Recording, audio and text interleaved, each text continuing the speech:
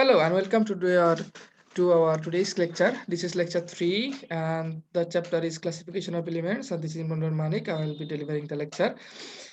And uh, since we are dealing with the classification of elements, in our previous lecture we dealt with the general characteristics of groups and periods. Today we are going to classify the periodic table in a different aspect from a different angle. We will be learning about two different angles actually. So let's move on to our main topics. তো আমরা classification of elements এর জন্য যে periodic table আছে সেই periodic টেবিলের বিভিন্ন ধর্ম নিয়ে আলোচনা করতেছিলাম। তো আজকে এখন আমরা যেই বিষয়টা নিয়ে আলোচনা করব সেটা হচ্ছে যে অ্যাটম গুলাকে এলিমেন্টস গুলাকে আমরা বিভিন্নভাবে যে ভাগ করলাম, বিভিন্ন টেবিলের ভিতরে যে বিভিন্নভাবে তাদেরকে সাজাইলাম, এই সাজানোটার পরে আমরা যে গ্রুপগুলো পাই সে সমস্ত গ্রুপগুলোর কিছু নাম আছে, আলাদাভাবে সেই গ্রুপগুলোকে নামকরণ করা হয়। অলরেডি আপনারা এই সমস্ত গ্রুপগুলোর নাম সম্পর্কে ইন্টারমিডিয়েটে পড়েছেন, সেগুলো সম্পর্কে কিছু জানেনও। তো চলেন আমরা সেই গ্রুপ সম্পর্কে একটু হালকা ধারণা নেওয়ার চেষ্টা করি। আচ্ছা, classification of elements on the periodic table. আমরা পিরিয়ডিক টেবিলে এদেরকে বিভিন্ন ভাগে ভাগ করতে পারি, অলরেডি বলেছি সেই কথা। যেমন the elements displayed on the periodic table are classified as metalloids, alkali metals, alkaline earth metals, transition metals, non-metals, halogens, noble gas, rare earth metals, and other metals. অর্থাৎ আমরা যদি পিরিয়ডিক টেবিলের বিভিন্ন এলিমেন্টস গুলাকে তাদের বৈশিষ্ট্য অনুসারে একত্রে একই বৈশিষ্ট্যের যতগুলো এলিমেন্টস তাদেরকে যদি একত্রে দেখতে চাই তাহলে তাদেরকে আমরা এরভাবে ভাগ করতে পারি। তো অ্যালকালি মেটালস হচ্ছে বাংলায় বলে ক্ষার ধাতু, অ্যালকালাইন আর্থ মেটালসকে বলে মৃৎ ক্ষার ধাতু। ট্রানজিশন যে এলিমেন্টস যারা আছে তাদেরকে আমরা বলি হচ্ছে অবস্থান্তর মৌল বা অবস্থান্তর ধাতু। রেয়ার আর্থ এলিমেন্টস এর অপর নাম হচ্ছে ইনার ট্রানজিশন মেটালস, তো অন্ত অবস্থান্তর মৌল। হ্যালোজেন তো হ্যালোজেনই, নোবেল গ্যাস যাকে আমরা বলি নোবেল গ্যাস বা নিষ্ক্রিয় গ্যাস। কিছু মেটালয়েডস আছে যাদের বৈশিষ্ট্য মেটাল এবং নন মেটালের সাথে কিছু কিছু মেলে, মানে মাঝখান দিয়ে তারা পুরাপুরি মেটালও না পুরাপুরি নন মেটালও না। কিছু আছে নন মেটাল, যেমন কিছু গ্যাসিয়াস এলিমেন্টস আছে যেগুলো ধাতু না অধাতু, সেগুলোকে আমরা নন মেটালস এর ক্যাটাগরিতে আনতে পারি। এবং আদার মেটালস অর্থাৎ যেগুলো এরকম অ্যালকালি মেটালও না, অ্যালকালাইন আর্থ মেটালও না, ট্রানজিশন মেটালও না, ইনার ট্রানজিশন মেটালও না। তো এরকম মেটাল যেগুলো লেখা, এই সমস্ত মেটাল এর যে গ্রুপ, সেই সমস্ত গ্রুপ বাদেও আরো কিছু এলিমেন্টস আছে যেগুলোর মেটালিক ক্যারেক্টারিস্টিক্স বিদ্যমান, তাদেরকে আমরা বলি আদার মেটালস। তো এগুলো নিয়ে আমরা বিস্তারিত তেমন কিছু আলোচনা করব না, আমরা শুধু দেখব যে কোন কোন গ্রুপে সেই সমস্ত এগুলো আছে বা এগুলোকে কোথায় পাওয়া যায় বা এরা কারা। Okay, let's start to find out why are these special types of chemical elements, that means where these groups of elements are located in the periodic table. তো periodic table চলেন আমরা একটু দেখি periodic table এর কোথায় সেগুলো বিদ্যমান। তো হচ্ছে আমাদের periodic table,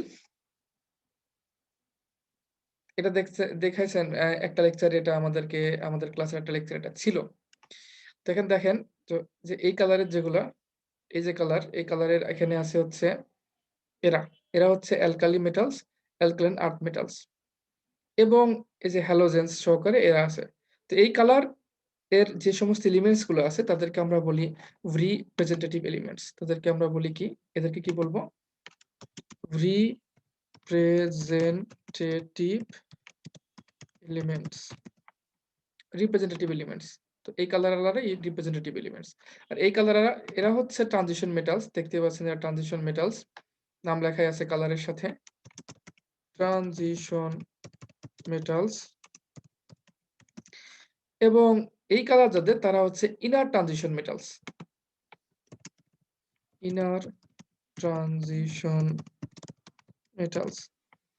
তো আমরা তাহলে মূলত পিরিয়ডিক টেবিলে যে সমস্ত গ্রুপের এলিমেন্টস গুলো আছে সেগুলোকে আমরা দুই ভাগে ভাগ করলাম। একটা ছিল গ্রুপ সেকশন এ, সেকশন বি। সেকশন এর অনেকগুলো গ্রুপ আছে, যেমন 1A, 2A, 3A, 4A, 5A, 6A, 7A এবং এইটাকে আমরা বলেছি নোবেল গ্যাস। এবং বি যারা আছে তাদেরকে 1B, 2B, 3B, 4B করে 8 পর্যন্ত ভাগ করা হয়েছে। এই যে ভাগ যে করা হলো, এই ভাগের পরেও আমরা দেখতে পেলাম যে এদের ইন্ডিভিজুয়াল এলিমেন্টস এর যে গ্রুপ, সেই ইন্ডিভিজুয়ালস এলিমেন্টস গুলা যে গ্রুপে আছে সেই গ্রুপের নিজস্ব কিছু বৈশিষ্ট্য আছে। তো সেই বৈশিষ্ট্য অনুসারে আমরা এখন ভাগ করলাম। তো সে ভাগ করার পরে আমরা দেখলাম রিপ্রেজেন্টেটিভ এলিমেন্টস এর ভাগের ভিতরে পেয়ে গেছি আমরা alkali metals, alkali nut metals এবং হ্যালোজেন, সাথে নোবেল গ্যাস। আর ট্রানজিশন মেটালস এর ভিতরে তো ট্রানজিশন মেটাল গুলো আছে। ল্যাথেরাইট অ্যাক্টিনাইট সিরিজের মধ্যে আছে ইনার ট্রানজিশন মেটাল এবং এর সাথে এর ভিতর দিয়ে এই রিপ্রেজেন্টেটিভ এলিমেন্টস এর ভিতরে কিছু মেটালয়েডস ও আছে, কিছু নন মেটালও আছে। আচ্ছা, আমরা একটু দেখি কোথায় কি আছে, কেমন ভাবে আছে। আমরা একটু ইন্ডিভিজুয়ালি দেখার চেষ্টা করতেছি। তো গ্রুপ 1 এর যে সমস্ত এলিমেন্টস আছে তাদেরকে আমরা কি বললাম? গ্রুপ 1 এ কে বলেছি আমরা, গ্রুপ 1 এর এলিমেন্টস গুলো হচ্ছে ট্রানজিশন এলিমেন্টস। সরি, গ্রুপ 1 এর এলিমেন্টস হচ্ছে অ্যালকালি মেটালস। সেজন্য এখানে বলা হচ্ছে গ্রুপ 1 এর elements are known as alkali metals. আচ্ছা, এরপরে আসেন, এরা হচ্ছে সেই অ্যালকালি মেটালস এখানে বিদ্যমান, এখানে এক চলে আসলো, এরা হচ্ছে অ্যালকালি মেটালস। তারপরে group 2 metals are known as alkali earth metals এবং এইখানে সেই গ্রুপ 2, এরা সেই গ্রুপ 2। ওকে, তারপরে গ্রুপ 3 to 12 এরা হচ্ছে ট্রানজিশন মেটাল। 3 বলতে আসলে 3 না, এটা আসলে আমাদের এই গ্রুপ 3 যেটা, সেটাকে কি বলা হয়? ট্রানজিশন মেটালের একটা গ্রুপ এটা আরকি। এই গ্রুপ 3 আসলে এই লাইনে 3 এভাবে করে আমাদের টোটাল হচ্ছে কলাম, যেটা প্রত্যেকটা কলামকে একটা করে গ্রুপ ধরা হয়, সেই হিসাবে এটা একটা গ্রুপ আরকি। সেই হিসাবে এটা গ্রুপ 3। আদারওয়াইজ এটা কিন্তু গ্রুপ 3 না। এটা হচ্ছে 1B বা এরকম একটা গ্রুপ হবে আরকি। কিন্তু এটা হচ্ছে লাইন ধরে দেখলে ১, ২, ৩ নম্বর লাইন ৩ নম্বর গ্রুপ, সেই হিসাবে এটা ৩ নম্বর ধরা হয়েছে। ঠিক আছে? 4, 5, 6, 7, 8, 9, 10, 11, 12 এরা সবাই হচ্ছে ট্রানজিশন এলিমেন্টস। এই যতগুলো এই কলাম আছে প্রত্যেকটাকে গ্রুপ ধরলে এটা হচ্ছে ট্রানজিশন এলিমেন্টস। এরা সবাই ট্রানজিশন এলিমেন্টস। এরপরে গ্রুপ 13, এটাকে বলা হচ্ছে 13 এর মধ্যে কিছু মেটাল নন মেটাল বিদ্যমান আছে। 14 এর মধ্যেও একই অবস্থা। 15, 16 এদের ভিতর কিছু মেটাল এবং নন মেটাল মেটালয়েডস এগুলো বিদ্যমান। এই সেই পজিশন আরকি। তারপরে হ্যালোজেন গ্রুপ আছে গ্রুপ 7A তে 17 নম্বর কলামে। তারপরে গ্রুপ 18 যেটা বা 18 নম্বর কলামে, সেখানে আছে নোবেল গ্যাস। নোবেল গ্যাস বিদ্যমান।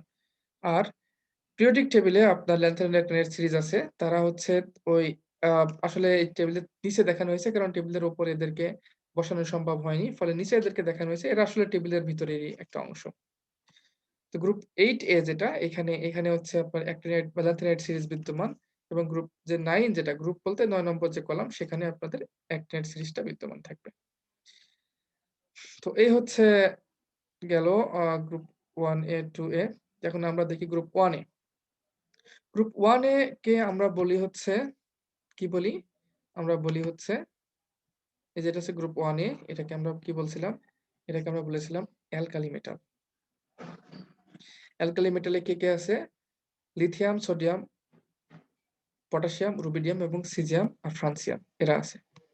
তো এটাকে আমরা ছন্দ আকারে মনে রাখতে পারি। সেটা হচ্ছে, এই হাইড্রোজেন তো এর সবার শুরুতেই থাকে। তাই ১ম এ আমরা লিখি হচ্ছে হা, লিনাকে রুবি সাজায় ফ্রান্সে নিয়ে। তো ১ম এ লিখি হচ্ছে হা। তো ১ম এ লিখি হা, তারপরে হচ্ছে লি, লি এখানে আকারগুলো আসতেছে না, আকার হস্যিকার আসছে না। জুম সাপোর্ট করে না মনে হয় আকার একার। হা, লি, না,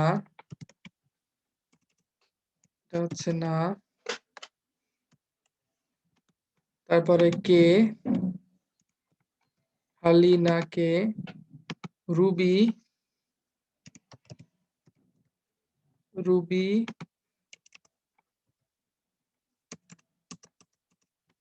সাজায় ফ্রান্সে নিয়ে। রুবি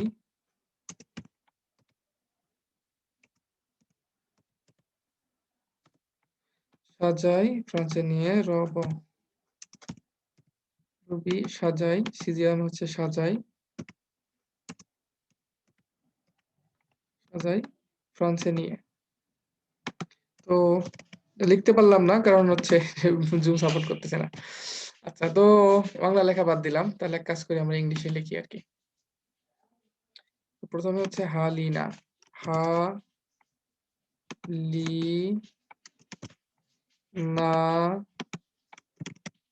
কে রুবি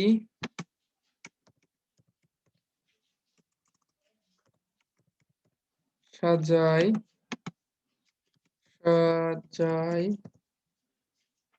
ফ্রান্সে নিয়ে। তো এখান থেকে এগুলোর নাম আপনারা সহজে মনে রাখতে পারবেন আশা করি। এগুলো হয়তো আপনারা জানেন, পড়ছেন। তাও একটু জানা কথা জেনে নিন সেগমেন্টে। মনে করেন সেগুলো আসলে হাতে আসলে হাইড্রোজেন হবে, লিতে লিথিয়াম, নাতে সোডিয়াম, কেতে পটাশিয়াম, রুবিকতে রুবিডিয়াম, সাজায় সিজিডিয়াম, ফ্রান্সেনিয়ের ফ্রান্সে হচ্ছে ফ্রান্সিয়াম। এগুলো হচ্ছে অ্যালকালি মেটাল, গ্রুপ 1 এর মেটাল। বলছিলাম না যে 1A এবং 1B তে ভাগ করা হয়। এই যে দেখেন, এটা হচ্ছে 1A, 1, 2A, 3A, 4A, 5A, 6A, 7A, আর এইটাকে বলা হয় 0 গ্রুপ। আর এর ভিতরে যেগুলো আছে সেগুলোকে বলা হচ্ছে বি গ্রুপ। বি গ্রুপের ভিতরে 1B, 2B, 3B, 4B, 5B, 6B, 7B, আর এই তিনটা মিলে এটাকে 8B বা 8, শুধু 8 বা 8B বলা হয়। আর এর ভিতরে আপনার যে লাটভিয়াম এবং যে অ্যাক্টিনাইড যে সিরিজ, সেটা ল্যান্থানাইড এবং অ্যাক্টিনাইড দুটো সিরিজ আছে। এই যে ল্যান্থানাম, এই জায়গাটায় এরা সবাই বিদ্যমান, আর এই জায়গাটায় এরা সবাই বিদ্যমান। আচ্ছা, এগুলো আপনারা জানেন, খুবই ইজি আরকি। চলেন আমরা পরবর্তী গ্রুপের দিকে যাই। পরবর্তী গ্রুপ হচ্ছে গ্রুপ 2। গ্রুপ 2 কে আমরা কি বলেছিলাম? Alkaline earth metal. অ্যালকালাইন আর্থ মেটালের যে মৌলগুলো আছে সেগুলো গ্রুপ 2 তে বিদ্যমান। এগুলোকে ছন্দকারে আমরা এভাবে বলি: বিরিয়ানি, বিরিয়ানি, মোগলাই, মোগলাই, কাবাব,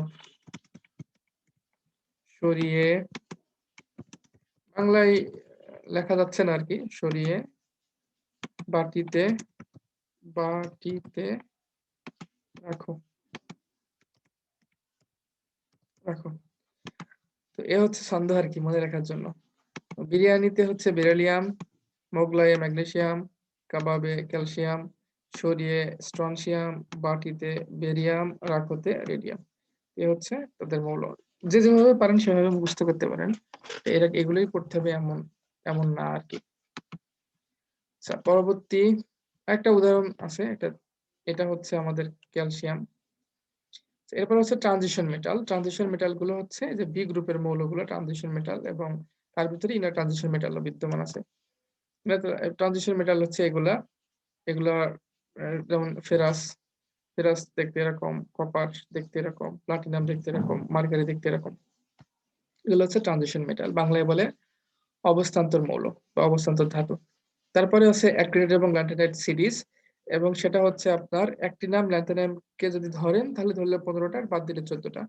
এবং তারা হচ্ছে এই গ্রুপ 3B তে অবস্থিত, এবং এখানে 3B-র 6 নম্বর পিরিয়ডে ল্যান্থানাইড সিরিজ, এবং 3B-র 7 নম্বর যে পিরিয়ড সেখানে অ্যাক্টিনাইড সিরিজ বিদ্যমান। এটা হচ্ছে ল্যান্থানাইড এবং অ্যাক্টিনাইড সিরিজ। যেমন হচ্ছে ল্যান্থানাইড অ্যাক্টিনাইড দেখতে এরকম হয় আরকি। এগুলো হচ্ছে ল্যান্থানাইডের ভিতরে এটা সেরিয়াম, এটা হচ্ছে প্যালাডিয়াম। প্যালাডিয়াম হচ্ছে এই চিহ্ন থাকা মানে সেটা হচ্ছে রেডিও অ্যাক্টিভ এলিমেন্টস। এবার হচ্ছে মেটালয়েডস। মেটালয়েডস হচ্ছে যে এরা হচ্ছে মেটালয়েডস। এরা বিভিন্ন গ্রুপে ছড়ানো ছিটানো আছে। 3A, 4A, 5A, 6A, সেগুলোর ভিতরে এগুলো ছড়ানো আছে। এদের বৈশিষ্ট্য কিছুটা ধাতু এবং অধাতুর সাথে মিলে। আমাদেরকে বাংলায় বলি অর্ধধাতু। যেমন আপনারা সিলিকন, জার্মেনিয়াম, আর্সেনিক সম্পর্কে জানেন। ডায়োড, এগুলো তৈরি করা হয়। পিএনপি ডায়োড, এনপিএন ডায়োড ইত্যাদি এগুলো তৈরি করা হয়। তো এই সমস্ত সিরিজগুলোও মনে রাখার ছন্দ আছে। যদি 3 এর ক্ষেত্রে হয় তো সেটার ছন্দ আছে। আ 4 এর ক্ষেত্রে সেটারও ছন্দ আছে। 4 এর ছন্দটা হচ্ছে আ কাল ছিল যে, কাল ছিল যে সোনা পাবে সে। সোনার আ নাম হচ্ছে কাল ছিল যে সোনা পাবে সে। আচ্ছা, সোনা পাবে সে। পাবে আচ্ছা। এই কাল ছিল যে কালটা হচ্ছে ক্যালসিয়াম, ছিল হচ্ছে Si অ্যান্টিমনি, যে হচ্ছে জার্মেনিয়াম, সোনা আসলে সোনা তো গোল্ড না, এটা হচ্ছে Sn টিন স্ট্রনসিয়াম, পাবে হচ্ছে প্লাম্বাম। এটা হচ্ছে গ্রুপ 4 এর মধ্যে রাখা যে ছন্দ সেটা। এরপরে হলো যদি গ্রুপ 5 এর মনে রাখতে চান সেটা হচ্ছে এরকম নদী, নদীতে পানি আসে সকাল বিকাল,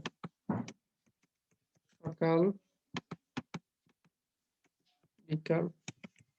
এটা হচ্ছে গ্রুপ 5 এর, এগুলো মনে রাখার সূত্র। নদী আসলে নাইট্রোজেন, নদীতে পানি হচ্ছে ফসফরাস, আসে হচ্ছে আর্সেনিক, সকাল হচ্ছে অ্যান্টিমনি,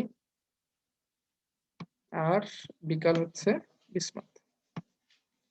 গ্রুপ 6 এর মনে রাখার একটা ছন্দ আছে, সেটা হচ্ছে মনে করেন কাউকে পরিচয় করে দিচ্ছেন, তারপর জিজ্ঞেস করলো সে কিসে পড়ে। তো আপনি আপনার ছোট একজন তাকে পরিচয় করে দিলেন যে ও, আরে ও তো এসএসসি তে পড়ে, ও তো S S C S C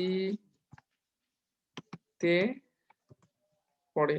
Bangla লিখতে পারলে ভালো হতো, এনিওয়ে বাংলা লিখতে পারতেছি না, পড়ে। ও তো এসএসসি তে পড়ে, তাই না? দেখুন তাহলে এগুলো কারা কারা? ও হচ্ছে oxygen,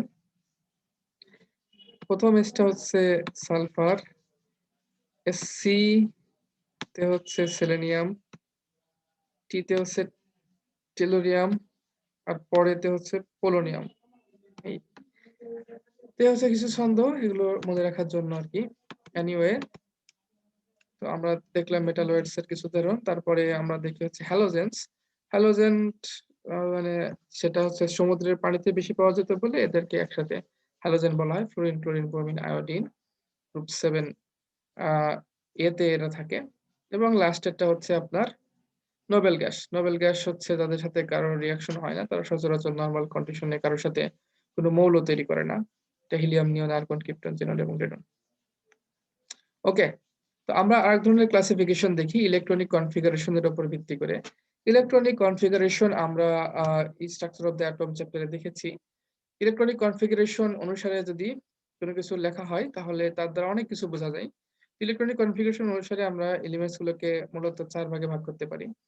number 1, inert gas by element of zero group. Number 2, representative elements, S and P block elements. And number 3, the transition elements or D block elements. And number 4, the inner transition elements and F block elements. তো এদেরকে এই নামকরণ কেন করলো? কারণ হচ্ছে inert gas হচ্ছে zero group কেন বলছে? কারণ তাদের অষ্টক পূর্ণ থাকে, এজন্য তাদেরকে জিরো গ্রুপও বলা হয়। রিপ্রেজেন্টেটিভ এলিমেন্টস হচ্ছে এস ব্লক এবং P block elements. S block, P block বলতে কি বোঝায়? যে এই এলিমেন্টস গুলা বা মৌলগুলার ইলেকট্রন বিন্যাস লিখলে, ইলেকট্রনিক কনফিগারেশন লিখলে সর্বশেষ ইলেকট্রনটা এস অরবিটালে যায় এবং পি অরবিটালে যায়। তাদেরটা এস অরবিটালে সর্বশেষ ইলেকট্রন যাবে, তারা হচ্ছে এস ব্লক এলিমেন্টস। এবং যে সমস্ত এলিমেন্টস এর সর্বশেষ কক্ষপথের ইলেকট্রনটা পি অরবিটালে যাবে তাদেরকে বলা হবে P block elements. Transition elements হচ্ছে ডি ব্লক এলিমেন্টস, অর্থাৎ তাদের ইলেকট্রনটা ডি অরবিটালে প্রবেশ করে এবং তাদেরকে আমরা ট্রানজিশন এলিমেন্টস বলি। তাদের একটা স্পেশাল ইলেকট্রন বিন্যাস আছে অবশ্য। ইনার ট্রানজিশন এলিমেন্টস হচ্ছে সেই সমস্ত এলিমেন্টস যাদের ইলেকট্রনগুলো এফ ব্লক, অর্থাৎ এফ ব্লকের ভিতরে, এফ অরবিটালের ভিতরে প্রবেশ করে এবং একটা স্পেশাল ইলেকট্রন বিন্যাস ফলো করে। আমরা একটু দেখি। এ হচ্ছে এস অরবিটাল যুক্ত এলিমেন্টস এবং তারা গ্রুপ 1A, 2A, এরা হচ্ছে আপনার এস অরবিটাল। এটাও হচ্ছে এস ব্লক, এটাও এস ব্লক। এস ব্লক হচ্ছে এরা। পি ব্লক হচ্ছে এরা সবাই হচ্ছে পি ব্লক, 3A থেকে শুরু করে 7A সবাই হচ্ছে পি ব্লক। ডি ব্লক হচ্ছে যে ট্রানজিশন মেটাল গুলো সবাই ডি ব্লক। আর এফ ব্লক হচ্ছে না ট্রানজিশন মেটাল, তারা সবাই হচ্ছে এফ ব্লক। ওকে, তাহলে প্রথম হচ্ছে ইনার্ট গ্যাস। ইনার্ট গ্যাস বা নোবেল গ্যাস যাই বলেন না কেন, তাদের সম্পর্কে আমরা দেখি একটু। দেখেন, হিলিয়ামের সর্বশেষ কক্ষপথ ইলেকট্রন হচ্ছে 2টা, নিওনের সর্বশেষ কক্ষপথ ইলেকট্রন হচ্ছে 8টা। এই যে 2 নম্বর যে কক্ষপথ সেখানে 2টা আর 6টা হচ্ছে 8টা। আর্গনের ৩ নম্বর যে কক্ষ ৩ নম্বর পিরিয়ডের একটা মৌল হচ্ছে আর্গন। সর্বশেষ কক্ষপথ হচ্ছে ৩ নম্বর কক্ষপথ। সেখানে ইলেকট্রন সংখ্যা হচ্ছে ২ টা এবং ৬ টা ৮ টা। একইভাবে দেখেন সবারই ক্রিপ্টনের সর্বশেষ কক্ষপথে ইলেকট্রন সংখ্যা হচ্ছে ৮ টা। যে 4s এবং 4p এটা ৪ নম্বর কক্ষপথে ৮ টা ইলেকট্রন। xenon এর হচ্ছে 5s 5p এখানে মিলে হচ্ছে ৮ টা ইলেকট্রন। রেডনের হচ্ছে এই যে 6s2 এবং 6p6 অর্থাৎ ৬ নম্বর কক্ষপথ তাদের সর্বশেষ কক্ষপথ সেখানে ইলেকট্রন সংখ্যা ৮ টা। এই স্পেশাল যে ইলেকট্রন বিন্যাস তাদের আছে এই ৮ টা ইলেকট্রন থাকার কারণে তাদের এমনিতেই শুরু থেকে জানা গেছে যে নিষ্ক্রিয় গ্যাস যারা তারা হচ্ছে ইনার্ট। ইনার্ট কেন? কারণ হচ্ছে they have no tendency to donate electron, to accept electron, to share electron, to pair electron, everything. They have zero tendency to do all of the above mentioned stuff. So, due to this unusual behavior, they were called inert gas or noble gas. যেহেতু তাদের কারোর সাথে reaction করার কোনো tendency নাই। কাউকে তারা electron দেয়ও না, ইলেকট্রন কারো কাছ থেকে নেয়ও না, কারোর সাথে ইলেকট্রন শেয়ারও করে না। তো এরকম জিরো টেনডেন্সি এটা আসলে নোবেল পারসনদের বৈশিষ্ট্য। নোবেল পারসন মানে অ্যারিস্টোক্রেটিক অনেক বড় লোক যারা। তারা তো সাধারণ মানুষের সাথে মিশে না। তাদের আলাদা আ একটা জগৎ আরকি। নোবেল পারসনদের আলাদা জগৎ। আমরা চাইলেই কিন্তু যেকোনো দেশের প্রধানমন্ত্রীর সাথে মিলতে পারি না। চাইলেই সবচেয়ে শ্রেষ্ঠ ধনীর সাথে দেখা করতে পারি না। তাদের একটা নিজস্ব জগৎ আছে। তারা কারো সাথে খুব বেশি মিশে না। তো এই যে টেনডেন্সি মানুষের ভেতরে আছে নোবেল পারসনদের মতো, এরকম টেনডেন্সি আরো কিছু এলিমেন্টস এর আছে। যেমন হচ্ছে সোনা এবং রূপা। প্রকৃতিতে সোনা রূপা কারো সাথে যৌগ আকারে পাওয়া থাকে না। সচরাচর তারা নিজেদের মতো থাকে। সোনা কারো সাথে রিঅ্যাকশন করে না। এজন্য সোনার তৈরি অলংকার বহুদিন পর্যন্ত ভালো থাকে। রূপার তৈরি অলংকার বহুদিন পর্যন্ত ভালো থাকে। লোহার তৈরি আংটি যদি দিত কাউকে, লোহার তৈরি আ গহনা এগুলো যদি বানানো হয়, দেখা যাবে কিছুদিন পরে তারা আ মরিচা ধরে গেছে। তো লোহার একটা বৈশিষ্ট্য হলো সে রিঅ্যাকশন করে, রিঅ্যাকশন করে নষ্ট হয়ে যায়। পিতল, তামা যেটাই বলেন সেগুলো কারো না কারোর সাথে রিঅ্যাকশন করে একটা সময় ডিগ্রেড হয়, নষ্ট হয়ে যায়। But the tendency for gold is not like the copper, nickel, brass etcetera. তো এদের সাথে সোনার যে পার্থক্য সেটা হলো সোনা কারোর সাথে রিঅ্যাকশন করে না, আলাদা থাকতে চায়। তো এটা হচ্ছে এই কারণে সোনাকে বলা হয় হচ্ছে নোবেল, নোবেল আ আ নোবেল হচ্ছে মেটাল অথবা আ রাজকীয় ধাতু বলতে পারেন। এই নোবেল যে মেটাল বলা হয়, সেই নোবেল সোনার যে বৈশিষ্ট্য, সেই বৈশিষ্ট্যর সাথে এই নিষ্ক্রিয় গ্যাসগুলার বৈশিষ্ট্য মেলে। তারা কারো সাথে রিঅ্যাকশন করে না। তো সেই হিসাবে এদের নাম আসতেছে নোবেল গ্যাস। নোবেল গ্যাস কারো সাথে রিঅ্যাকশন করে না। যেহেতু নিষ্ক্রিয় গ্যাস, অপর নাম হচ্ছে ইনার্ট গ্যাস। আর এদেরকে জিরো গ্রুপ কেন বলা হয়? কারণ অলরেডি বললাম তাদের জিরো টেনডেন্সি আছে। জিরো টেনডেন্সি কি? যে ইলেকট্রন ডোনেট করার টেনডেন্সি হচ্ছে 0 এটা হচ্ছে 0 মানে কাউকে ইলেকট্রন সে ডোনেট করতে চায় না। তারপরে কি অ্যাকসেপ্ট করার যে টেনডেন্সি কারো সাথে ইলেকট্রন অ্যাকসেপ্ট করার যে টেনডেন্সি সেটা হচ্ছে 0 সুতরাং কারো থেকে ইলেকট্রন অ্যাকসেপ্ট করে না। তারপর শেয়ার করার যে টেনডেন্সি ইলেকট্রন যে শেয়ার করবে সেটা টেনডেন্সিও 0 কারো সাথে থেকে ইলেকট্রন শেয়ার করে না। এতগুলো 0 টেনডেন্সি থাকার কারণে তাদেরকে আমরা এক কথায় বলি হচ্ছে 0 গ্রুপের এলিমেন্টস। যদি গ্রুপ 8 হওয়ার কথা 0 গ্রুপ বলা হয়। ওকে। তো এই ইনার্ট গ্যাসগুলার ইলেকট্রন বিন্যাস যেটা ইলেকট্রনিক কনফিগারেশন যাদের এরকম হবে তারা হচ্ছে ইনার্ট গ্যাস এবং তাদের একটা আলাদা গ্রুপ তাদেরকে আমরা বলি 0 গ্রুপ। ইলেকট্রনিক কনফিগারেশন অনুসারে এদেরকে আমরা 0 গ্রুপ এলিমেন্ট হিসেবে ভাগ করি। তো আমাদের সম্পর্কে কি বলা হচ্ছে? তাদের সম্পর্কে বলা হচ্ছে the noble gas or inert gas, the elements of 0 group have been placed at the end of each period in the periodic table. It appears that all these elements have satisfied octet in their outermost orbitals. Nobel গ্যাসের element গুলা প্রত্যেকটা পিরিয়ডের লাস্টের দিকে অবস্থিত। যেমন helium হচ্ছে সবার ডান দিকে অবস্থিত ১ নম্বর পিরিয়ডে। ২ নম্বর পর্যায়ে সবার ডান দিকে অবস্থিত হচ্ছে নিয়ন। একইভাবে বাকি সবাই তাদের আ ওই পিরিয়ডের সবার ডান দিকে অবস্থিত। সেটাই বলা হচ্ছে have been placed at the end of each period. প্রত্যেকটা পিরিয়ডের লাস্টে তারা নোবেল গ্যাসের জন্য জায়গা দেওয়া হয়েছে। এবং তাদের সবার স্যাটিসফাইড অক্টেট আছে। আর হিলিয়ামের ক্ষেত্রে আছে স্যাটিসফাইড ডুপ্লেট। যে কারণে তাদের হচ্ছে জিরো টেনডেন্সি এগুলো কারোর সাথে এড হওয়ার কারণে। Helium has 2s2 stable arrangement and all other inert gas have 2s2p6 outer shell configuration. তো সবারই এটা দেখছেন আসলে যে s2p6 এ আছে s2p6 কনফিগারেশন বিদ্যমান। মানে লাস্টের কক্ষপথে ৮ টা ইলেকট্রন বিদ্যমান এক কথায় আরকি। যেমন হিলিয়ামের ইলেকট্রন বিন্যাস হচ্ছে 1s2 বাকি যেমন নিয়নের হচ্ছে 1s2 2s2 2p6 আর্গনের 1:2:2 2p6 3:3 3p6। আচ্ছা, তারপর বলা হচ্ছে that configuration shows a duplet and octet in the outermost energy level, therefore they are chemically inert. As a result, their valencies are 0. যেহেতু তাদের ভ্যালেন্সির একটা সংজ্ঞা হলো কি যে কটি ইলেকট্রন সে কেমিক্যাল রিঅ্যাকশনের সময় দিতে পারে বা নিতে পারে তাদেরকে তার ভ্যালেন্সি বলি। তো আমরা এদের যে ইলেকট্রন বিন্যাস সেখান থেকে দেখলাম যে হিলিয়ামের ২ টা আছে, এটা আছে ডুপ্লেট, বাকিদের অক্টেট আছে। তো তাদের এই ইলেকট্রন বিন্যাস এমন স্টেবল যে তারা কারোর সাথে ইলেকট্রন শেয়ার করে না, পেয়ার করে না। তারপরে হচ্ছে ইলেকট্রন হচ্ছে তাদের কারোকে ডোনেট করে না, অ্যাকসেপ্ট করে না। তো এই কারণেই তাদেরকে বলা হয়, এই যে অষ্টক যে পূর্ণ করছে এটাকে বলা হয় স্যাটিসফাইড অক্টেট। এটাকে বলা হয় satisfied octet. Therefore, the position of the noble gas should be in the zero group. তাদের যেহেতু এই যে স্যাটিসফাইড অক্টেট থাকার কারণে তাদের ইলেকট্রন ত্যাগ করার সম্ভাবনা নাই, ইলেকট্রন ত্যাগ করে না, সুতরাং তাদের ভ্যালেন্সি হচ্ছে 0। এ কারণে তাদেরকে 0 গ্রুপে প্লেস করা হয়েছে। It may be noted that no atom has a complete energy level except helium and neon. তাদের এনার্জি লেভেলের ইলেকট্রন বিন্যাস কমপ্লিট না। These elements are colorless gas. Energy level complete না বলতে কি বোঝাইছে? হিলিয়াম আর নিয়ন ছাড়া ইলেকট্রন কমপ্লিট না, এটা বলতে কি বোঝায়? এটা বলতে বোঝায় যে দেখেন হিলিয়ামের ১ নম্বর যেই কক্ষপথ সর্বোচ্চ ইলেকট্রন থাকতে পারে ২ টা, আছেও ২ টা। সুতরাং এটা হচ্ছে কমপ্লিট। নিয়নের ২ নম্বর কক্ষপথে থাকতে পারে ৮ টা ইলেকট্রন। ২ টা আর ২ নম্বর কক্ষপথে ৮ টা ইলেকট্রনই আছে। সুতরাং এটা হচ্ছে কমপ্লিট একটা আ কমপ্লিট একটা অরবিট বলতে পারেন বা কমপ্লিট অরবিটালও বলতে পারেন। আর্গনের ৩ নম্বর যেই কক্ষপথ, ৩ নম্বর কক্ষপথে ইলেকট্রন থাকতে পারে কয়টা? ইলেকট্রন থাকতে পারে হচ্ছে 2n স্কয়ার সূত্র মতে 18 টা। আছে কয়টা? 8 টা। তো সেই হিসাবে আর্গনের কিন্তু তার ৩ নম্বর কক্ষপথের 18 টি ইলেকট্রন নাই। কাজেই সেটা হচ্ছে কমপ্লিট না। এজন্যই এই কথাটা এখানে বলা হয়েছে যে আ it may be noted that no atom has a complete energy level except helium and neon. Helium এবং নিয়ন ছাড়া বাকি কারোরই এনার্জি লেভেলটা কমপ্লিট হয়নি। যদি আর্গনের 18 টা ইলেকট্রনই থাকতো তাহলে কমপ্লিট হতো। এবং এরা হচ্ছে বেশিরভাগই কালারলেস গ্যাস। ওকে।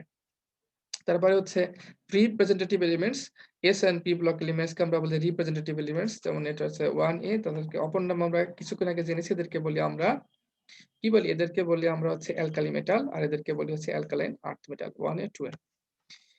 তো যে সমস্ত এলিমেন্টস এর সর্বশেষ কক্ষপথের ইলেকট্রনটা s অরবিটালে প্রবেশ করে তাদেরকে আমরা বলি s ব্লক এলিমেন্টস, এবং যাদের সর্বশেষ কক্ষপথের ইলেকট্রনটা p অরবিটালে প্রবেশ করে সেটাকে আমরা বলি হচ্ছে p ব্লক এলিমেন্টস। এবং এরা হচ্ছে A সাবগ্রুপের আন্ডারে অবস্থিত। দেখতেই পাচ্ছেন A আছে। S block elements in which the last electron enters the s orbital of their outermost energy level are called s block elements. যে সমস্ত মৌলগুলোর সর্বশেষ ইলেকট্রনটা s অরবিটাল, তাদের সর্বশেষ এনার্জি লেভেলের s অরবিটালে প্রবেশ করে তাদেরকে আমরা বলি s block elements। যেমন গ্রুপ 1 এর অ্যালকালি মেটালস আর আর্থ মেটালস, এরা হচ্ছে s block elements। তো সোডিয়ামের ক্ষেত্রে দেখেন 1:2 2p6 3s1 সর্বশেষ কক্ষপথের ইলেকট্রন সংখ্যা হচ্ছে একটা, সেটা প্রবেশ করেছে হচ্ছে s অরবিটালে। হিলিয়ামের ক্ষেত্রেও লিথিয়ামের ক্ষেত্রেও দেখেন 2s1 এ প্রবেশ করেছে। তারপরে পটাশিয়ামের ক্ষেত্রে 4s1 এ প্রবেশ করেছে। বেরিলিয়ামের ক্ষেত্রে 2s2 তে প্রবেশ করেছে। ম্যাগনেসিয়ামের ক্ষেত্রে s2, তার মানে এটা হচ্ছে s অরবিটালে প্রবেশ করেছে। এবার হচ্ছে আরো কিছু কথা, দ্য পি ব্লক এলিমেন্টস। তাহলে এস অরবিটাল কাকে এস ব্লক এলিমেন্টস ছিল, তাদের সর্বশেষ কক্ষপথ ইলেকট্রনগুলো এস অরবিটালে প্রবেশ করেছে। একইভাবে তাহলে পি অরবিটাল এলিমেন্টস কাকে বলবো? যাদের পি ব্লক এলিমেন্টস ছিল তারা, তাদের এলিমেন্টস এর এই ইলেকট্রনগুলা সর্বশেষ কক্ষপথের পি অরবিটালে প্রবেশ করেছে। The elements in which the last electrons enters into the p orbital of their outermost energy layer are called p block elements. যে সমস্ত মৌলগুলার সর্বশেষ ইলেকট্রনটা তাদের বহিস্থ কক্ষপথের বা আউটারমোস্ট এনার্জি লেভেলের p অরবিটালে প্রবেশ করবে তাদেরকে আমরা বলবো p block elements। যেমন এই যে এরা 3A 4A 5A 6A 7A, এরা সবাই হচ্ছে p block elements, কারণ সর্বশেষ কক্ষপথের ইলেকট্রনটা p অরবিটালে প্রবেশ করেছে। এজন্য বলছে the valences of these elements are elements from of these elements, মানে এদের যে ভ্যালেন্সি সেটা হচ্ছে একটু চেঞ্জ হয় আরকি। ভ্যালেন্সি আস্তে, আস্তে বাড়ে, এটা আমাদের আগের আ যে লেকচার ছিল সেখানে দেখানো হয়েছে কেন বাড়ে। Group 3A to 7A occupy p orbitals, hence these elements are called p block or p orbital elements. যেমন যেমন ধরেন এখানে আছে হচ্ছে অ্যালুমিনিয়াম 1:2:2p6 3:3p1 সর্বশেষ ইলেকট্রনটা সবচেয়ে বাইরের যেই অরবিটাল সেই অরবিটালের p অরবিটালে প্রবেশ করেছে। বাইরের অরবিটালটা হচ্ছে p অরবিটাল, সর্বশেষ ইলেকট্রন সেই p অরবিটালে প্রবেশ করেছে, সুতরাং এটা হচ্ছে p ব্লক ms। একইভাবে দেখেন ক্লোরিনের ক্ষেত্রে 17টা ইলেকট্রন আছে। সর্বশেষ ইলেকট্রন সেটা হচ্ছে ইলেকট্রনগুলা সেগুলোর ভিতরে 5টা ইলেকট্রন p অরবিটালে প্রবেশ করেছে। p অরবিটালটা হচ্ছে তাদের বহিস্থ কক্ষপথের অরবিটাল। সর্বশেষ অরবিটাল এটা আরকি। তো ইলেকট্রনগুলা যেহেতু সর্বশেষ ইলেকট্রন যেগুলো প্রবেশ করতে, করতে শেষ পর্যন্ত p অরবিটালেই থেকে গেছে, সুতরাং এটা হচ্ছে p ব্লক এলিমেন্টস। এবার ট্রানজিশন এলিমেন্টস অথবা ডি ব্লক এলিমেন্টস, এরা হচ্ছে সেই ট্রানজিশন এলিমেন্টস বা ডি ব্লক এলিমেন্টস। এদের দেখেন ইলেকট্রনগুলা আর সর্বশেষ ইলেকট্রনগুলা ডি অরবিটালে প্রবেশ করেছে। এই যে এখান থেকে দেখতে পাচ্ছেন স্ক্যান্ডিনিয়ামের সর্বশেষ ইলেকট্রনটা D1 এ প্রবেশ করেছে। 3d2 টাইটানিয়ামের ক্ষেত্রে 3d2, ভ্যানাডিয়ামের ক্ষেত্রে 3d3 ইত্যাদি ইত্যাদি।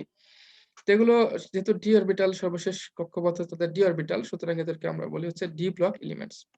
এদেরকে বলে ডি ব্লক এলিমেন্টস। তবে অ্যাক্টিনাইট এবং ল্যান্থেনাইট সিরিজ এর অ্যাক্টিনাম এবং ল্যান্থেনাম বাদে বাকি যেগুলো আছে 14টা, ল্যান্থেনাইট সিরিজের 14টা এবং অ্যাক্টিনাইট সিরিজের 14টা, এই 28টার ইলেকট্রন এফ ব্লক এ প্রবেশ করে, সুতরাং এদেরকে আমরা বলি হচ্ছে এফ ব্লক এলিমেন্টস। আদারওয়াইজ এরা হচ্ছে সবাই ডি ব্লক এলিমেন্টস। আসলে এফ ব্লক এলিমেন্টসটা আসলে ডি ব্লকেরই একটা সাবসেট আরকি। এদের সম্পর্কে কি বলা হচ্ছে? The elements in which the last electron enters into the d orbital which is inner to the outermost shell are called d block elements. These elements are placed in the group 8A and which is under subgroup B, and they are generally the d block elements. These elements contain two incomplete energy level because of the building up of their inner d orbitals.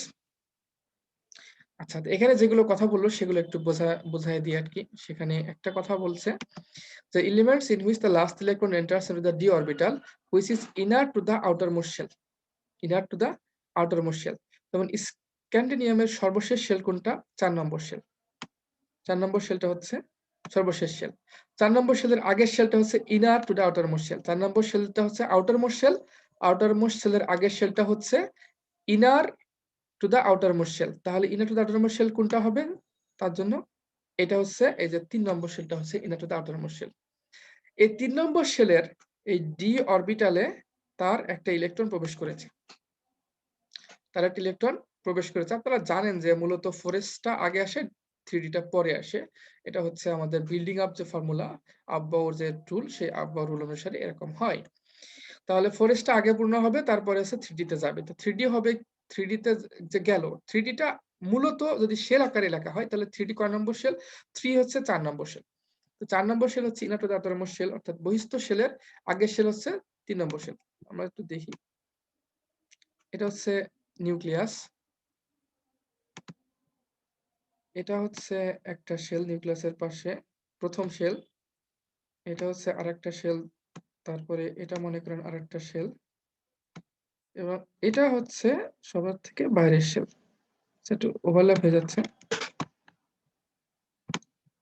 হচ্ছে সবার থেকে বাইরের shell. এটা হচ্ছে 4 নম্বর shell. তো এই 4 নম্বর shell যেটা, 4 number শেলটা হচ্ছে আউটার মোস্ট শেল। 4 নম্বর শেলটা কি হচ্ছে? সরি, 4 নম্বর শেলটা হচ্ছে outermost shell. Outermost shell হচ্ছে এটা। আর 3 নম্বর শেলটা কি হবে? Inner to the outermost shell. Inner to the outermost shell. তাহলে এটা হচ্ছে আউটারমোস্ট শেলের আগের শেল। আউটারমোস্ট শেলের আগের শেল। এই 3 নম্বর শেলেরই একটা অরবিটাল হচ্ছে এই ডি অরবিটাল। সেই ডি অরবিটালে ইলেকট্রন প্রবেশ করছে। তাহলে আমাদের সংজ্ঞা মতে যে যখন লাস্ট ইলেকট্রনটা ডি অরবিটালে প্রবেশ করবে এবং সেই ডি অরবিটালটা কি হবে? সর্বশেষ যে কক্ষপথ, সর্বশেষ কক্ষপথের আগের কক্ষপথের ডি অরবিটাল হবে। তখন এই জাতীয় ইলেকট্রন, এভাবে ইলেকট্রন যদি ইলেকট্রনিক কনফিগারেশন পাওয়া যায় যে সর্বশেষ ইলেকট্রনটা প্রবেশ করলে এমন একটা অরবিটাল যেটার নাম হচ্ছে ডি অরবিটাল, এবং সেই ডি অরবিটালটা কোথায় অবস্থিত? সর্বশেষ কক্ষপথের আগের অরবিটালের ভিতর ডি অরবিটালটা, সর্বশেষ কক্ষপথের আগের কক্ষপথে সেই ডি অরবিটালটা অবস্থিত। তাহলে এরকম ইলেকট্রন বিন্যাস পাওয়া এলিমেন্টস গুলোকে আমরা বলবো হচ্ছে ডি ব্লক এলিমেন্টস। এরকম ইলেকট্রন বিন্যাস পাওয়া এলিমেন্টস কে বলবো হচ্ছে ডি ব্লক এলিমেন্টস। আশা করি বুঝতে পেরেছেন। এবং ডি ব্লক এলিমেন্টস এর দুইটা ইনকমপ্লিট এনার্জি লেভেল আছে। কেমন? দেখেন এনার্জি লেভেল কেমনে ইনকমপ্লিট হলো। 1 নম্বর যেই এনার্জি লেভেল, সেখানে সর্বোচ্চ ইলেকট্রন থাকতে পারে 2টা। এখানে আছেও ২ টা। ২ নম্বর এনার্জি লেভেলে 2n স্কয়ার সূত্র মতে ইলেকট্রন থাকতে পারে 8 টা, এখানে আছে 1 টা। ৩ নম্বর এনার্জি যে লেভেল সেখানে ইলেকট্রন থাকতে পারে হচ্ছে 18 টা, কিন্তু এখানে আছে 18 টা নাই, এখানে আছে 9 টা। ৪ নম্বর এনার্জি লেভেলে ইলেকট্রন থাকতে পারে হচ্ছে 32 টা, এখানে আছে মাত্র ২ টা। তাহলে 18 টার পরিবর্তে এখানে আছে কয়টা? আছে হচ্ছে ৯ টা, ইনকমপ্লিট। এবং ৩২ টার পরিবর্তে আছে হচ্ছে মাত্র ২ টা। তার মানে এটা ইনকমপ্লিট। এজন্যই বলা হলো, কি বলা হলো? যে হচ্ছে তাদের ২ টা ইনকমপ্লিট শেল আছে। এই একটা, এটা ৩ নম্বর যে অরবিট সেটা হচ্ছে ইনকমপ্লিট এনার্জি লেভেল, এবং ৪ নম্বর যে অরবিট সেটা হচ্ছে ইনকমপ্লিট এনার্জি লেভেল। কারণ ২ টা আছে, থাকার কথা ছিল আসলে ৩২ টা। আর ডি অরবিটালে থাকার কথা ছিল 18 টা। মানে ৩ নম্বর অরবিটে থাকার কথা ছিল 18 টা, আছে হচ্ছে ৯ টা। ঠিক আছে? তাহলে এগুলো হচ্ছে ইলেকট্রনিক কনফিগারেশন এর কিছু বৈশিষ্ট্য। সেটা দেখলে আমরা বুঝতে পারবো যে আসলে এটা হচ্ছে ডি ব্লক এলিমেন্টস। আচ্ছা। ডি ব্লক এলিমেন্টস শেষ। ফেরাসের ক্ষেত্রেও তাই। আ এখানেও সেই বৈশিষ্ট্যগুলোই বিদ্যমান, যে বৈশিষ্ট্যগুলো ডি ব্লক এলিমেন্টস এর থাকবে। তার ডি অরবিটালে ইলেকট্রনটাই হচ্ছে সর্বশেষ প্রবেশ করবে। তারপরে হচ্ছে এইটা, ডি অরবিটালটা হচ্ছে আউটার মোস্ট শেল এর আগে ইনার যেই শেল সেটা হচ্ছে ৩ নম্বর শেল ৪ নম্বর শেলের আগে, এবং এর ক্ষেত্রেও সেই ৩ নম্বর এবং ৪ নম্বর শেলটা হচ্ছে ইনকমপ্লিট। কাজে এটা হচ্ছে ডি ব্লক এলিমেন্টস। ওকে। তো ডি ব্লক এলিমেন্ট সম্পর্কে আমরা জানলাম। এবার ডি ব্লক এলিমেন্টস এর কিছু বৈশিষ্ট্য সম্পর্কে আরো কথা বলা হচ্ছে। যেমন elements which have normally the same number of electrons in the outermost level but have a progressively greater number of electrons in an inner level such as d level are called transition elements. তো তাহলে আমরা বলতে পারি যে হচ্ছে outermost লেভেলের electron সংখ্যা মোটামুটি সেম থাকবে, কিন্তু আউটারমোস্ট লেভেলের আগে যে লেভেলটা সেই লেভেলের ইলেকট্রন সংখ্যা আস্তে আস্তে বাড়তে থাকবে। এরকম যদি ইলেকট্রন সংখ্যা আস্তে আস্তে বাড়তে থাকে তাদেরকে আমরা বলবো ট্রানজিশন এলিমেন্টস। যেমন 3D in the periodic table we come across 4 such transition series in which the additional electrons enter into 3D, 4D, 5D and 6D orbitals. এবং এরকম ঘটনা ঘটে হচ্ছে এরকম 3, 4, 5 এবং 6D অরবিটালের ক্ষেত্রে এরকম ঘটনা ঘটে। তো যে কি বললাম, যে বাইরের কক্ষপথের ইলেকট্রন সংখ্যা মোটামুটি ঠিকই থাকবে, এবং আগের কক্ষপথের ইলেকট্রন সংখ্যা বাইরের কক্ষপথের আগের কক্ষপথের ইলেকট্রন সংখ্যা আস্তে আস্তে বাড়তে থাকবে। সেই জিনিসটা আমি একটু আপনাদের দেখাই। যেমন দেখেন, স্ক্যান্ডিনেভিয়ার ক্ষেত্রে বহিস্থ কক্ষপথ কোনটা? সর্বশেষ শেল কোনটা? ৪ নম্বর শেল। ৪ নম্বর ইলেকট্রন সংখ্যা কয়টা? ২ টা। টাইটানিয়ামের ৪ নম্বর শেলের ইলেকট্রন সংখ্যা কয়টা? ২ টা। ভ্যানাডিয়ামের ইলেকট্রন সংখ্যা কয়টা? ২ টা। ঠিক আছে তো? এই ৩ টার ক্ষেত্রে দেখলাম বহিস্থ কক্ষপথ ইলেকট্রন সংখ্যা হচ্ছে ২ টা। ৪ নম্বর শেলে। আগের শেল কোনটা? ৩ নম্বর শেল। ৩ নম্বর শেলের ইলেকট্রন সংখ্যা কি হচ্ছে দেখেন। ৩ নম্বর শেলের ইলেকট্রন সংখ্যা ইন্টারেস্টিংলি খেয়াল করে দেখেন যে আস্তে আস্তে বাড়তেছে। দেখেন যে স্ক্যান্ডিনাভিয়ামের ডি অরবিটাল এর ইলেকট্রন সংখ্যা ছিল ১ টা। টাইটানিয়ামের ডি অরবিটাল ইলেকট্রন সংখ্যা হয়ে গেছে ২ টা। ভ্যানাডিয়ামের ডি অরবিটাল ইলেকট্রন সংখ্যা হয়ে গেছে ৩ টা। তার মানে বহিস্থ কক্ষপথের ইলেকট্রন সংখ্যা সমান, কিন্তু তার আগের যে শেল, আগের কক্ষপথের ইলেকট্রন সংখ্যা আস্তে আস্তে বৃদ্ধি পাচ্ছে। আগের কক্ষপথের ইলেকট্রন সংখ্যা আস্তে আস্তে বৃদ্ধি পাচ্ছে। এই কথাটাই কিন্তু এখানে বলা হয়েছে। যে the same number of electron in the outermost level but have a progressively greater number of electron in the inner level such as d level. মানে বাইরের কক্ষপথের ইলেকট্রন সংখ্যা ঠিক, কিন্তু তার আগের কক্ষপথের ইলেকট্রন সংখ্যা progressively ইনক্রিজ করতেছে, একটু একটু করে বাড়ছে। ঠিক আছে? এই কথা শুধুমাত্র তার জন্য প্রযোজ্য তা না। আরেকটা লেভেল দেখেন। আরেকটা লেভেল দেখাই। সেই লেভেলে দেখেন এখানে আমরা যদি পরবর্তীতে এই মৌলের ক্ষেত্রে দেখি ক্রোমিয়াম। ক্রোমিয়ামের দেখেন বহিস্থ কক্ষপথের ইলেকট্রন সংখ্যা হচ্ছে 4s1 একটা। ম্যাঙ্গানিজের হচ্ছে ২ টা, আচ্ছা ২ টাই থাকলো। ফেরাসের ইলেকট্রন সংখ্যা হচ্ছে বহিস্থ কক্ষপথে ২ টা। তারপরে কোবাল্টের ২ টা। তারপর হচ্ছে নিকেলের ২ টা। হলো তো? কিন্তু এদের আগের যে শেল, সেই শেলের ইলেকট্রন সংখ্যা এখন দেখেন। আগের শেলের ইলেকট্রন সংখ্যা, মানে বহিস্থ কক্ষপথের আগের শেল যেটা, সেখানে ইলেকট্রন সংখ্যা কয়টা? সেটা দেখেন যে ক্রোমিয়ামের হচ্ছে ৫ টা, D5 এ হচ্ছে ৫ টা। তারপরে ম্যাঙ্গানিজেরও D5 এ ৫ টা। ওকে। কিন্তু ফেরাসের D6, কোবাল্টের D7, নিকেলের D8, তারপরে কপারের D10 এরকম বাড়ছে। যদিও তাদের এগুলোর ইলেকট্রন শেষ কক্ষপথের ইলেকট্রন সংখ্যা ১ টা বা ২ টায় সীমাবদ্ধ। কিন্তু আগের যে শেল ৩ নম্বর শেলের ইলেকট্রন সংখ্যা আস্তে আস্তে বৃদ্ধি পাচ্ছে। ৫, ৬, ৭, ৮ এরকম করে বৃদ্ধি পাচ্ছে। এই হচ্ছে একটা বৈশিষ্ট্য, যেটা হচ্ছে বলা হলে আশা করি বৈশিষ্ট্যটা কি বলতে চাচ্ছে আপনারা বুঝতে পেরেছেন। আচ্ছা, এখন আমরা দেখি তাকে এগুলো ওকে কি বলছে? The first transition series of elements involving আচ্ছা, ইন কোনটা থেকে কোন জায়গায় ট্রানজিশন সিরিজ আছে সেখানে বলা হচ্ছে। এটা তেমন কোনো ইম্পোর্টেন্ট জিনিস না। ইনার ট্রানজিশন এলিমেন্টস অন্ত অবস্থান্তর মৌল। এরা হচ্ছে অন্ত অবস্থান্তর মৌল সেরিয়াম থেকে শুরু করে লুটিয়াম পর্যন্ত, থোরিয়াম থেকে শুরু করে লরেন্সিয়াম পর্যন্ত। এদেরকে আমরা বলছি ইনার ট্রানজিশন এলিমেন্টস। এরা যদিও ডি ব্লক এলিমেন্টস কিন্তু ইনার ট্রানজিশন এলিমেন্টস বলছি কেন? কারণ এদের কিছু স্পেশাল বৈশিষ্ট্য। সেটা হচ্ছে তাদের ইলেকট্রন বিন্যাস হচ্ছে এরকম n-2f অরবিটালে ইলেকট্রন প্রবেশ করবে। The elements in which the last electron enters into the n-2f orbital are called f block elements. n টা কি? n হচ্ছে আমাদের n টা কি? n হচ্ছে আমাদের n কে আমরা কি জানি? Principal quantum number. মানে n হচ্ছে প্রিন্সিপাল কোয়ান্টাম নাম্বার।